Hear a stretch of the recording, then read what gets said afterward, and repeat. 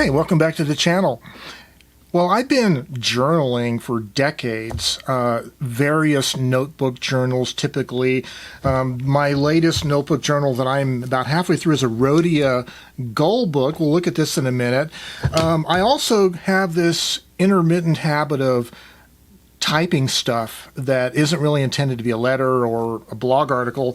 I call it my typewritten journal, and it's just loose pages typed on various typewriters from my collection that I just put in here chronological order, and it's kind of fun to have typewritten journal, loose pages bound on a 3-ring binder, and then to have a more formal handwritten journal book. But I also have been interested over the years in various journal books.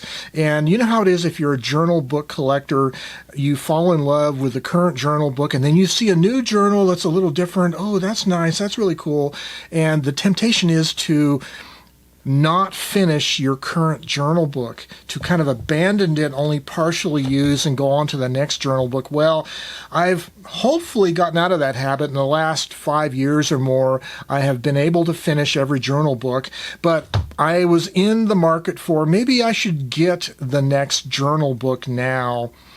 You know, when this thing is going to be done in a few months, this way I'll have another journal book. And I happen to have seen a video from our friend Lucas Dul of Typewriter Chicago. He is selling these nice journal books on his website, and I ordered one. Let's open it up and take a look at it. It's from Typewriter Chicago, our friend Lucas Dul. Yes, indeed. He made a video on his YouTube channel a few weeks ago and about a product he's selling on his website, and I'm really excited about this. Well, let's look at this notebook, shall we? Really like the artwork. That looks like a Royal Model P, perhaps. There's a little logo on the back. And, oh yes, well, we have a letter from Lucas. Joe, thanks so much for your order. Nice to see something coming in for you. Let me know what you think of the journal. I have been thoroughly enjoying it. Hope all is well on your end of things and with your YouTube channel. Best, Lucas Dul. Sent off on my IBM Executive Model D. Very cool.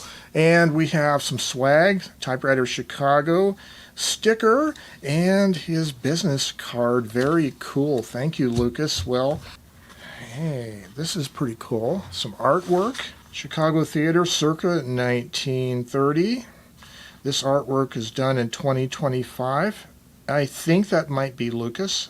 I can't make out the signature. Okay, so this paper is, I think it's a recycled paper, kind of a tan color, and it's a dot grid, but what I like about it is because of the nature of the paper, the dots are very subtle. They don't scream out at you like they would if it was on bright white paper. So a close-up shot here, you can see the very subtle dot grid pattern, which when you stand back from it, it really does not distract at all from using this for sketching. And yet with handwriting, you have enough recognizable lines to help you with handwriting. And also, I don't know if you can make it out here, but this is a stitched binding. You might be able to see the signatures of the pages have their own stitched binding, and then the outer cover has a separate binding. So you can open this up and kind of spread it out, and it looks like it's going to lay flat real nice. It's a sewn binding, which is very cool. And Lucas says that this is, well, here you go. Look at some of the signature stitching right here. Lucas says this is very compatible with fountain pen. In fact, so I have a very inky fountain pen. This is a Monteverdi MP1. Today is the 15th. Ooh, I like the feel of it already. This is a wet pen.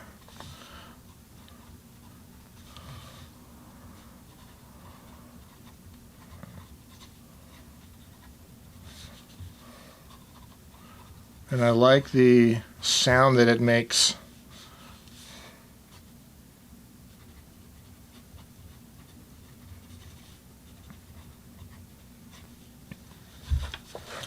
Okay, that's very nice. Oh, look at that. Okay, there is no ghosting, no bleed through at all Lucas is correct. That is a nice paper for fountain pens.